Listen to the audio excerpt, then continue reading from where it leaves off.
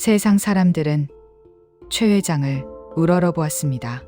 도심, 한복판, 하늘을 찌르듯 우뚝 솟은 수십 층짜리 랜드마크 빌딩, 삼엄한 경비가 감싸고 있는 교회의 그림 같은 대저택, 그리고 그의 이름 뒤에 훈장처럼 따라붙는 수백억 대자산가라는 수식어. 그 화려한 겉모습은 많은 이들의 눈을 멀게 하기에 충분했습니다.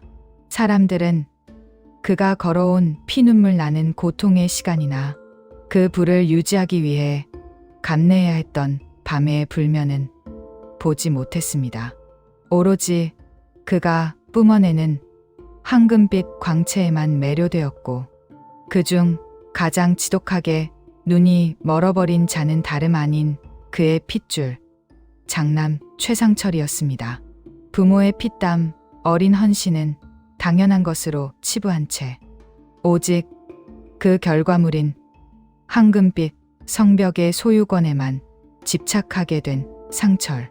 그는 일찍이 인간으로서 마땅히 지켜야 할 도리보다 통장의 숫자로 증명되는 권력에 무릎을 꿇기 시작했습니다. 돈이 곧 신이고 물질이 세상의 모든 것을 해결해 줄 것이라는 굳은 믿음.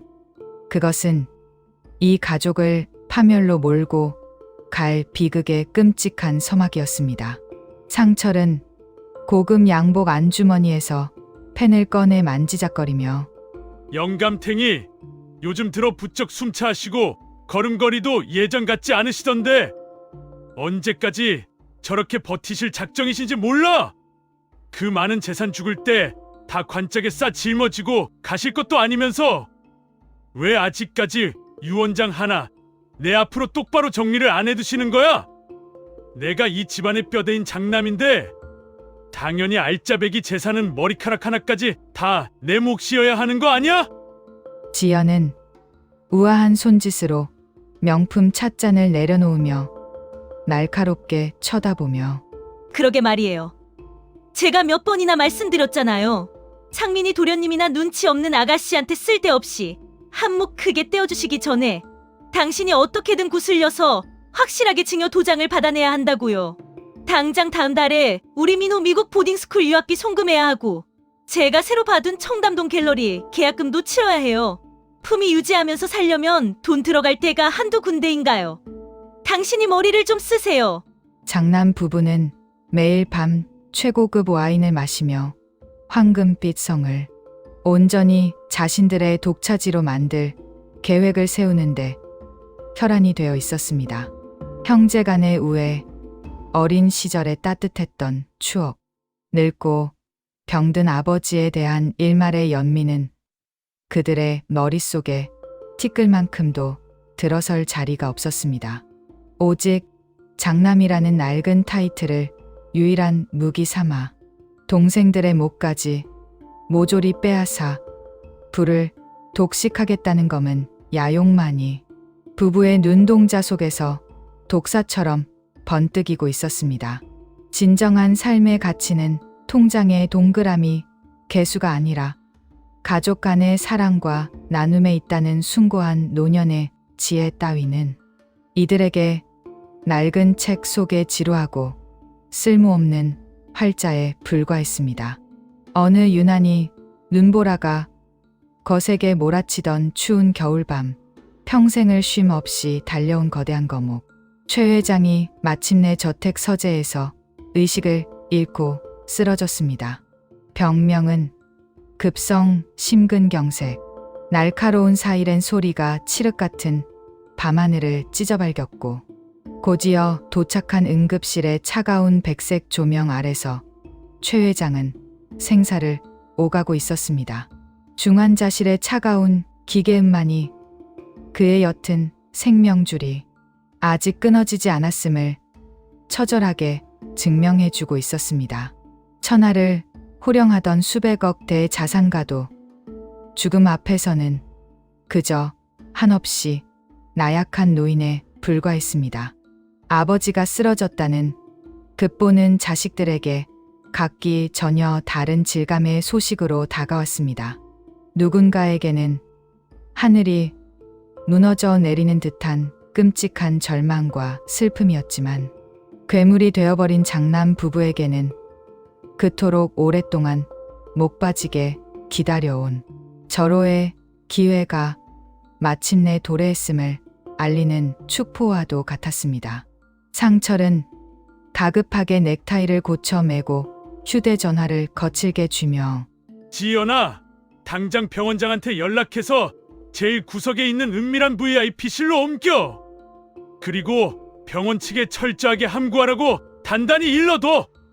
영감탱이 쓰러진 거 내일 아침 뉴스에라도 나갔다가는 주가 폭락하고 회사 지분 문제 복잡해져. 당장 김 변호사부터 조용히 호출해. 지연은 재빠르게 화장대에 앉아 거울을 보며 입술을 바르며 알겠어요. 여보, 내가 다 알아서 통제할 테니까. 당신은 회사 쪽 사람들 입단속이나 시켜요. 참, 그리고 상민 도련님이랑 아가씨한테는 아버님 돌아가시기 전까지 당장 절대 알리지 마세요. 그 촌스러운 사람들 와서 곁에서 눈물 짜고 알짱거리다가 아버님 마음 약해져서 유원장 고치겠다고 하시면 어떡해요? 우리가 먼저 병실 상황 다 장악하고 유원장 확실히 확보한 다음에 연락해도 늦지 않아요. 애끓는 슬픔과 눈물이 자리해야 할 공간에 차갑고 비릿한 탐욕이 먼저 따리를 틀었습니다. 부모의 죽음이 초읽기에 들어간 임박한 순간조차 재산의 득실을 계산하며 동생들을 따돌릴 궁리를 하는 장남 부부의 모습은 물질 만능주의가 인간의 영혼을 얼마나 끔찍하고 기괴하게 갉아먹는지를 여실히 그리고 잔혹하게 보여줍니다. 살아생전 자식들에게 좋은 것만 입히고 맛있는 것만 먹이려 자신의 뼈를 깎았던 노인의 숭고한 희생은 이제 그 자식들의 의에 가장 차갑게 외면당한 채 VIP 병실에 두꺼운 철문 뒤로 완벽하게 고립되고 말았습니다. 아버지가 위독하다는 소식을 건너 지인을 통해 뒤늦게 듣고 사색이 되어 달려온 둘째 상민과 막내 유진, 숨이 턱에 닿도록 뛰어온 그들의 앞을 막아선 것은 열린 병실 문이 아니라 굳게 닫힌 강철문과 그 앞을 살벌하게 지키고 선 덩치 큰 사설 경호원들이었습니다. 장남 상철은 막대한 돈을 들여 병실 전체를 자신만의 난공불락 철옹성으로 만들어버렸습니다.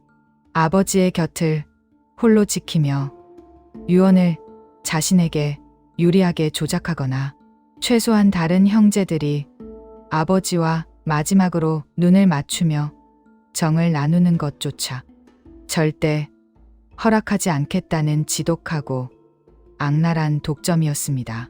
상민은 경호원의 어깨를 거칠게 밀치며 울부짖듯 형, 이 미친 짓 당장 그만둬. 아버지가 지금 사경을 헤매고 계시는데 자식이 면회도 못한다는 게 상식적으로 말이 돼? 당장 비켜. 아버지가 지금 속으로 날 얼마나 애타게 찾으실지 형은 몰라. 형이 사람이야. 상철은 주머니에 손을 찔러 넣고 차가운 눈빛으로 동생을 내려다보며 시끄러워. 이 차시야. 병원 복도에서 어딜 소리를 질러? 아버님 지금 절대 안정 취하셔야 해. 너희들 같이 감정 통제 못하는 것들이 들어와서 울고불고 짜면 아버님 심박수 올라가서 상태만 더 악화돼. 주치의가 당분간 직계 가족 중에서도 나 말고는 면회 전면 금지시켰으니까 국말 말고 당장 돌아가. 상태 호전되면 그때 내가 알아서 부를 테니까 연락 기다려. 유진은 무릎을 꿇을 듯 오빠의 바짓가랑이를 붙잡고 오열하며 큰오빠, 제발 이러지 마. 나 우리 아버지 주름진 손 한 번만 잡아보게 해줘. 평생 우리 셋 부족함 없이 키우느라 당신 인생 다 바쳐 고생만 하신 분인데 어떻게 마지막 가시는 길에 낙내딸 얼굴 한 번을 못 보게 해? 오빠도 자식 키우면서 어떻게 이래. 제발 부탁이야. 내가 이렇게 빌게. 바닥에 주저앉아 짐승처럼 오열하는 동생들을 벌레 보듯 매몰차게 내쫓는 상철의 등 뒤. 두꺼운 눈 너머로는 온갖 생명 유지 장치에 의존해 힘겹게 마지막 숨을 몰아쉬는 노인의 앙상한 굽은 등이 외롭게 누워 있었습니다. 평생을 바쳐 악착같이 모은 수백억의 재산이 과연 이 순간 무슨 소용이 있었을까요? 임종의 순간, 사랑하는 자식들의 따뜻한 체온과 눈물 대신 차갑고 건조한 경호원의 어깨와 장남의 탐욕스러운 눈빛만이 곁을 지키고 있는 이 쓸쓸하고도 기괴한 풍경. 이것은 돈으로 결코 살 수 없는 가족의 진정한 의미와 사랑의 가치를 우리에게 뼈저리게 묻고 있습니다. 병원 복도에 짙은 어둠이 무겁게 깔리고 결국 경호원들에게 끌려가다시피 동생들이 포기하고 돌아간 후 장남 부부는 병실 옆에 달린 호화로운 접견실 소파에 깊숙이 앉아 축배 아닌 축배를 들고 있었습니다. 그들의 머릿속에는 이미 아버지의 죽음을 기정사실로 한 채 아버지가 남길 수많은 부동산과 현금, 그리고 알짜 회사의 지분을 어떻게 세금 없이 현금화하고 해외로 빼돌릴 것인지에 대한 치밀하고도 역겨운 계산표가 완성되어 가고 있었습니다. 상철은 테이블에 다리를 꼬고 올려놓으며 비열한 미소를 띠며 상민이 그 멍청한 자식 끝까지 눈물바람으로 버티더니 결국은 내쫓겨가네. 아버지가 항상 둘째 놈 착하고 심성발다고 나보다 더 감싸고 돌더니 결국 마지막 순간엔 병실 문턱 한번 못 넘어보고 끝났잖아. 이제 남은 건 김 변호사 영감탱이 입만 확실하게 막고 우리 쪽으로 끌어들이는 거야. 돈 좀 쥐어주면 그 늙은이도 별 수 없겠지. 지연은 남편의 뭉친 어깨를 은근하게 주무르며 귓가에 속삭이듯 당신 참 대단해요. 어쩌면 이렇게 결정적인 순간에 피도 눈물도 없이 결단력이 있어요? 내가 남편 하나는 끝내주기 잘 골랐지. 아버님 평창동 저택은 관리비만 한 달에 수백이 넘게 드니까 돌아가시자마자 바로 금매로 내놓는 게 좋겠어요. 그리고 여보, 아버님이 평생 서재에 틀어박혀서 애지중지하시던 그 책장 뒤쪽 비밀 금고 말이에요. 거긴 진짜 백이 무기명 채권이나 골드바 아니면 스위스 은행 계좌 같은 게 잔뜩 들어있을 게 뻔해요. 두 사람의 은밀하고도 끔찍한 속삭임은 병실의 고요함 속에서 마치 독사처럼 기어다녔습니다. 아버지가 평생을 바쳐 이룩한 거대한 성취가 자식의 인격을 밑바닥까지 타락시키는 맹독이 되어버린 참담한 현실. 부모는 자식에게 더 넓은 세상을 날아오를 날개를 달아주기 위해 자신의 살과 뼈를 깎았으나 자식은 그 날개를 칼날로 벼려 부모의 숨통을 조이고 있었습니다. 노년의 부모가 자식에게 진정으로 남겨야 할 위대한 유산은 눅직한 강철 금고가 아니라 세상의 유혹 앞에서도 바르게 살아가는 법을 가르치는 정신적 철학이어야 함을 그들은 영영 알지 못했습니다. 차갑고 스산한 새벽이 서서히 밝아올 무렵 요란하고 날카로운 심전도 모니터의 기계음이 병실의 무거운 정적을 산산조각냈습니다. 생의 마지막 남은 에너지를 한 방울까지 쥐어짜내듯 최 회장의 앙상한 가슴팍이 크게 요동쳤습니다. 대기하던 의료진이 다급하게 뛰어들어 심폐소생술을 시도했지만 이미 오랜 세월의 풍파와 과로로 쇠약해질 대로 쇠약해진 육신은 생명의 한계선에 다다른 상태였습니다. 희미해져가는 의식 속에서 노인은 애타게 혈육을 찾았습니다. 최 회장은 떨리는 손으로 산소호흡기를 힘겹게 밀어내며 쉰 목소리로 상민아, 내 아들 유진아, 우리 불쌍한 강아지들 아비가 미안. 상철은 얼굴을 일그러뜨리며 억지로 슬픈 척 눈물을 쥐었자며 아버님, 저 여기 있습니다. 장남 상철이가 줄곧 아버님 곁을 지키고 여기 있어요. 상민이랑 유진이는 연락을 했는데도 귀찮다며 아직 안 왔습니다. 그 불효막심한 것들 찾지 마시고 저한테 다 맡기시고 편히 눈 감으세요. 제가 이 집안의 기둥으로서 제 몫으로 다 알아서 한치의 오차도 없이 잘 챙기겠습니다. 걱정 마세요.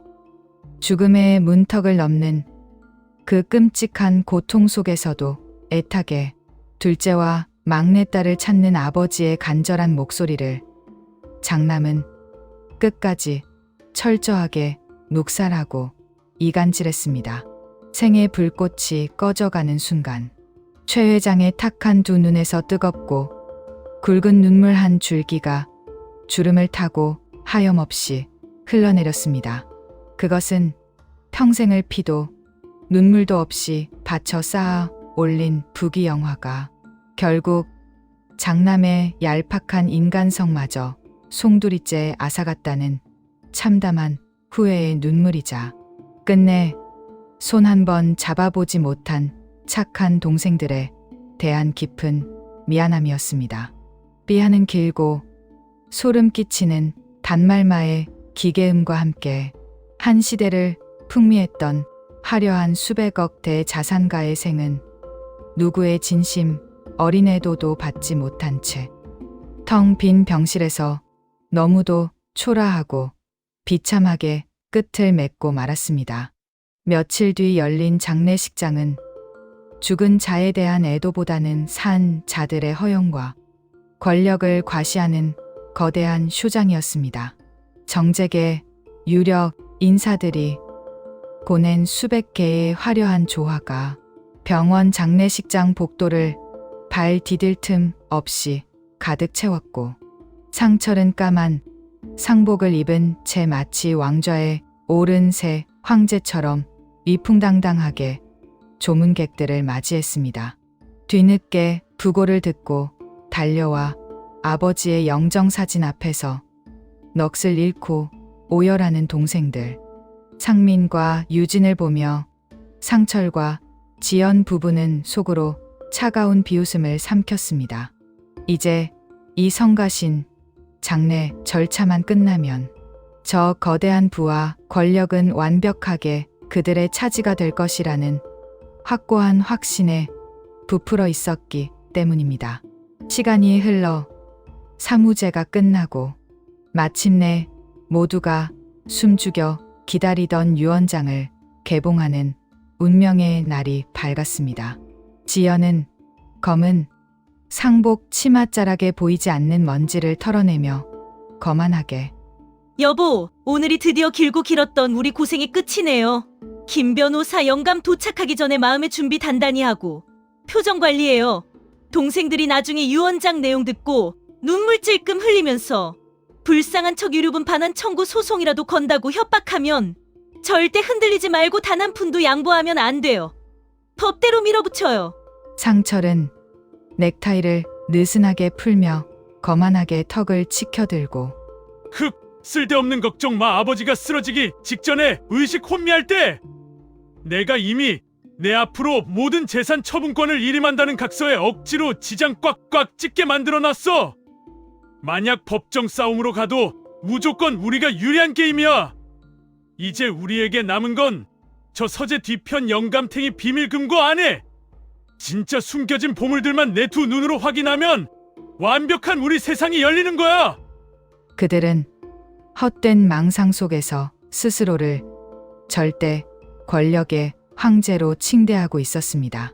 인생이라는 길고 험난한 여정 끝에 남는 것은 오직 사랑했던 사람들과 나눈 따뜻한 마음과 정뿐이거늘 물질의 노예가 되어버린 이들에게 노년의 늙은 아버지는 그저 죽어서도 돈을 뱉어내는 거대한 현금 인출기에 불과했습니다. 하지만 운명의 여신은 이 오만하고 타락한 부부에게 평생 잊지 못할 참혹한 형태의 징벌적 지혜를 가르쳐 줄 완벽한 준비를 마친 상태였습니다.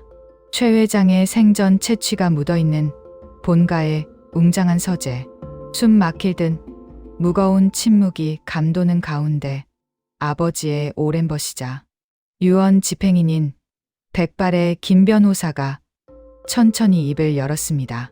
상철 부부는 먹이를 노리는 맹수처럼 두 눈을 반짝이며 변호사의 입술에만 탐욕스러운 시선을 고정했고, 반면 상민과 유진은 재산 따위는 관심 없다는 듯 고개를 푹 숙인 채 아버지를 그리워하며 조용히 눈물만 훔치고 있었습니다.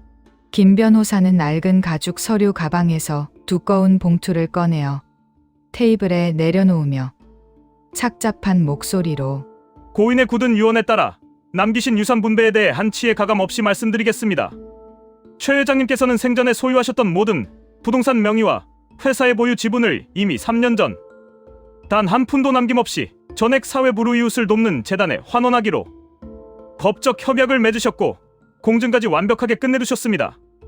이제 이 집안에 남은 재산이라고는 오직 저기 서재 벽면 뒤편에 있는 비밀 금고 안의 내용물뿐입니다. 상철은 얼굴이 시뻘겋게 달아올라 흥분하며 묵직한 오크 나무 테이블을 주먹으로 쾅 내리치며 뭐라고요?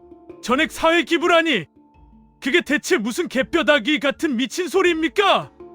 내가 버젓이 살아있는 장남인데 나한테 단 한마디 상의도 없이 그 수백억, 수천억 될지도 모르는 돈을 생판 남한테 퍼준다는 게 말이 됩니까? 당장 유언 무효 소송 걸 거야! 당신이 그 영감탱이랑 짜고 유언장 조작한 거 아니야? 상민은 자리에서 일어나 펄길 뛰는 형을 제지하며 씁쓸하고 슬픈 표정으로 형, 제발 그만 좀 해. 아버지는 생전에 늘 우리한테 귀에 못이 박히도록 말씀하셨잖아. 당신이 맨손으로 이룬 거 결국 다 사회에서 얻은 거니까 죽기 전에는 반드시 다시 세상에 돌려줘야 한다고. 난 아버님의 그 숭고한 뜻 진심으로 존중해. 우리가 언제부터 아버지 돈 바라고 살았어? 우리 힘으로 살면 되잖아. 동생의 진심 어린 충고조차 이미 돈에 이성이 마비된 상철의 귀에는 그저 무능한 패배자의 역겨운 변명으로만 들렸습니다. 수백억의 재산이 하루아침에 신기루처럼 허공으로 사라졌다는 끔찍한 사실에 상철은 숨을 헐떡이며 이성을 잃어갔습니다. 하지만 김 변호사의 마지막 말 한마디에 상철은 벼랑 끝에서 다시 더러운 희망의 끈을 부여잡았습니다. 비밀 금고, 그래. 그 영감이 아무리 미쳤어도 핏줄을 굶겨 죽이진 않겠지. 등기부상의 재산만 기부했을 뿐 현금 다발과 무기명 채권, 금괴 같은 진짜 추적 불가한 알짜배기는 다 저 철제 금고 안에 몰래 숨겨두셨을 것이다. 상철의 시뻘건 탐욕의 시선이 서재 한쪽 벽면을 가리고 있는 굳게 닫힌 강철 문으로 짐승처럼 향했습니다. 김 변호사가 묵묵히 건넨 차가운 금고 열쇠와 비밀번호가 적힌 쪽지를 쥔 상철의 손은 주체할 수 없을 정도로 미세하게 덜덜 떨리고 있었습니다. 옆에 바짝붙어 선 아내 지연 역시 터질 듯한 심장 박동에 숨소리조차 제대로 내지 못한 채 상철의 손끝에서 금고의 다이얼이 돌아가는 쇳소리에만 모든 신경을 집중했습니다. 딸깍, 철컥 하는 육중한 파열음과 함께 마침내 수십 년간 베일에 꽁꽁 쌓여있던 아버지의 거대한 비밀 금고 문이 무거운 소리를 내며 열렸습니다. 상철은 광기에 찬 눈으로 떨리는 손을 뻗어 금고 문을 활짝 열어젖히며 하! 내 이럴 줄 알았어! 봐! 지연아! 아버지가 날 완전히 길바닥에 내버리신 건 아니라니까! 이 안에 분명 5만 원권 현금 뭉치랑 번쩍이는 금괴가 산더미처럼 쌓여있을 거야! 이것만 챙기면 그깟 세금 덩어리 빌딩들 재단에 넘어간 거 하나도 아쉽지 않아! 지연은 마른 침을 꿀꺽 삼키며 남편의 어깨 너머로 금고 안을 뚫어지게 들여다보며 여보, 손 떨지 말고 빨리 당장 꺼내봐요. 뭐가 들었어요? 금괴예요? 아니면 달러 뭉치? 저기 구석에 문서를 겹겹이 감싸고 있는 저 두꺼운 보자기는 뭐죠? 혹시 개발 예정지 땅 문서 아니에요? 하지만 활짝 열린 금고 안은 그들이 그토록 상상하며 갈망했던 눈부신 황금빛으로 찬란하지 않았습니다. 차갑고 퀴퀴한 냄새가 나는 텅 빈 철제 선반 위에는 빛바랜 두꺼운 서류, 철 몇 개만이 덩그러니 아주 초라하게 놓여 있을 뿐이었습니다. 순간적인 실망감도 잠시.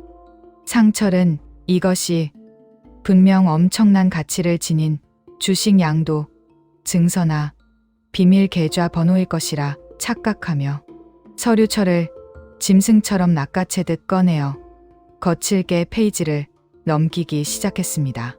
하지만 첫 장을 넘기고 두 장을 넘기고 페이지가 넘어갈수록 상철의 얼굴은 핏기가 가시며 시퍼런 흙빛으로 변해갔고 이내 그의 입에서는 숨 넘어가는 듯한 거친 호흡이 새어 나오기 시작했습니다. 강철 금고 안을 고이 가득 채우고 있던 것은 그들이 기대했던 재산 증식의 기록이나 유가증권이 결코 아니었습니다. 그것은 겉보기에 수백억 자산가였던 최 회장이 수십 년 전 사업 초창기 시절 믿었던 지인들의 신의를 지키기 위해 무리하게 섰다가 고스란히 떠안게 된 연대보증 채무, 서류와 막대한 은행 대출 연체 기록들이었습니다.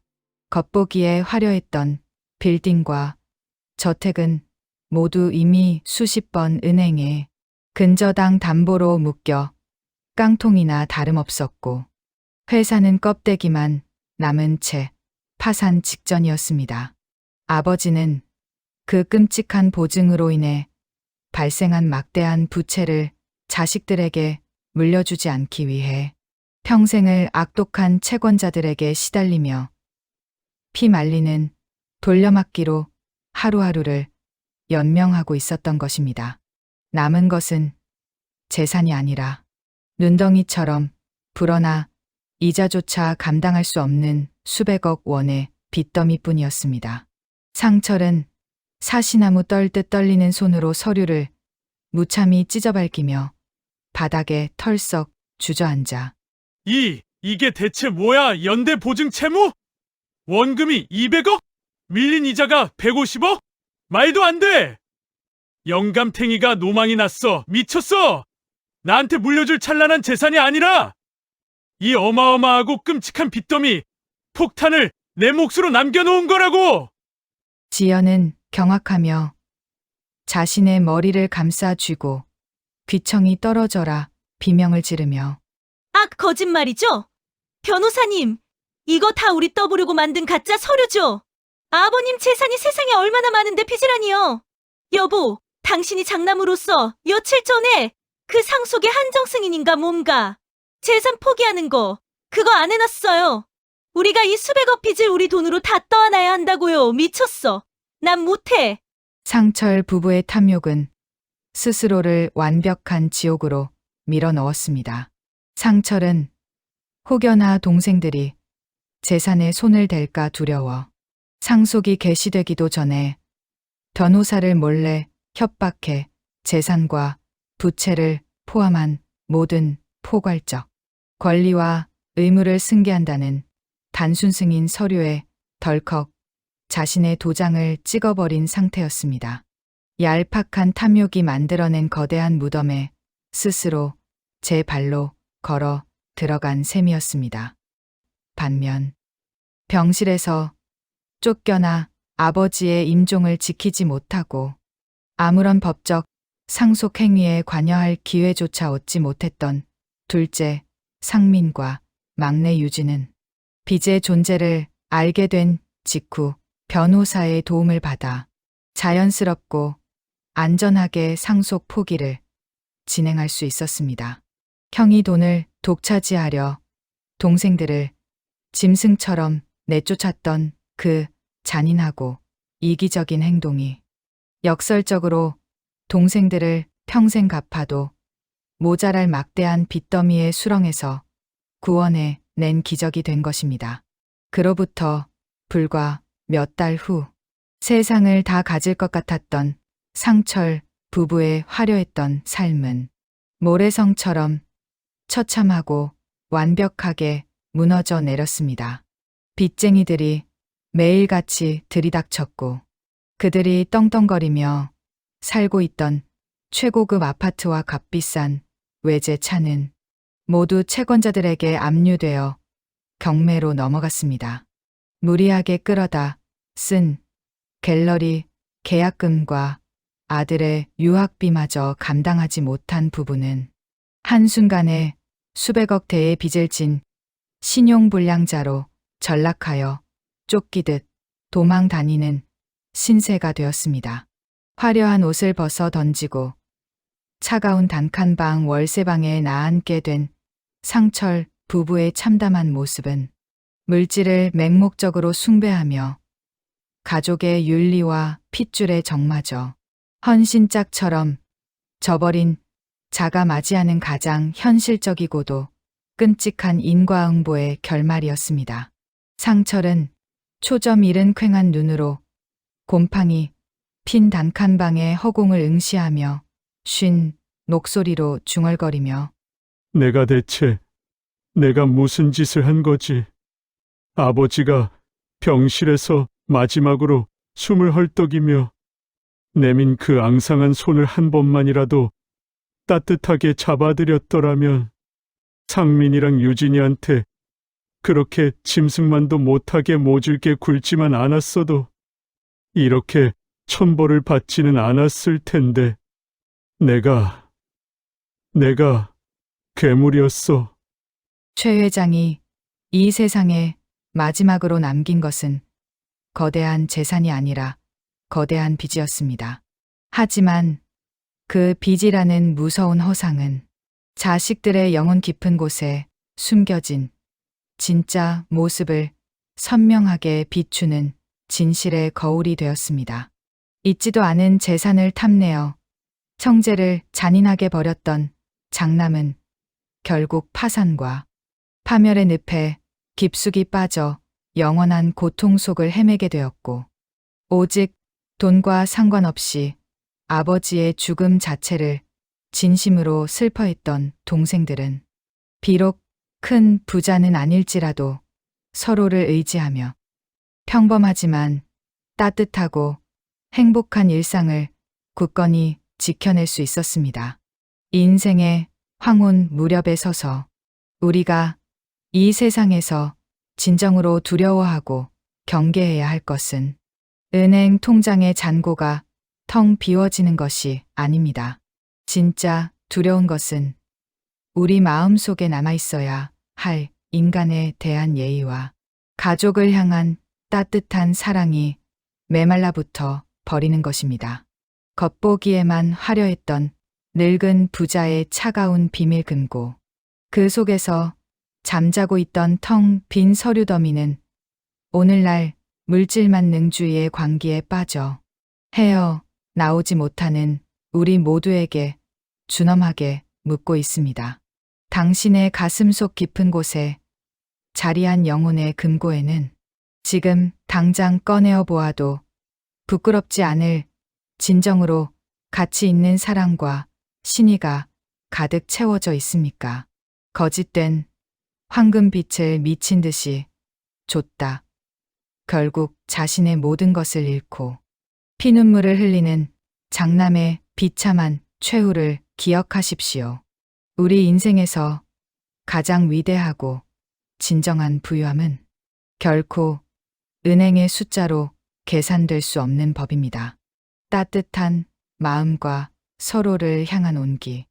그것만이 우리 삶을 끝까지 지탱해 주는 유일하고도 영원한 유산입니다.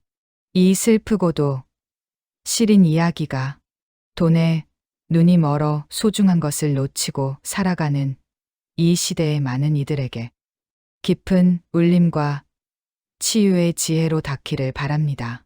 세상에서 가장 차가운 것은 돈이지만 세상을 다시 따뜻하게 녹일 수 있는 것은 오직 사람의 마음뿐입니다.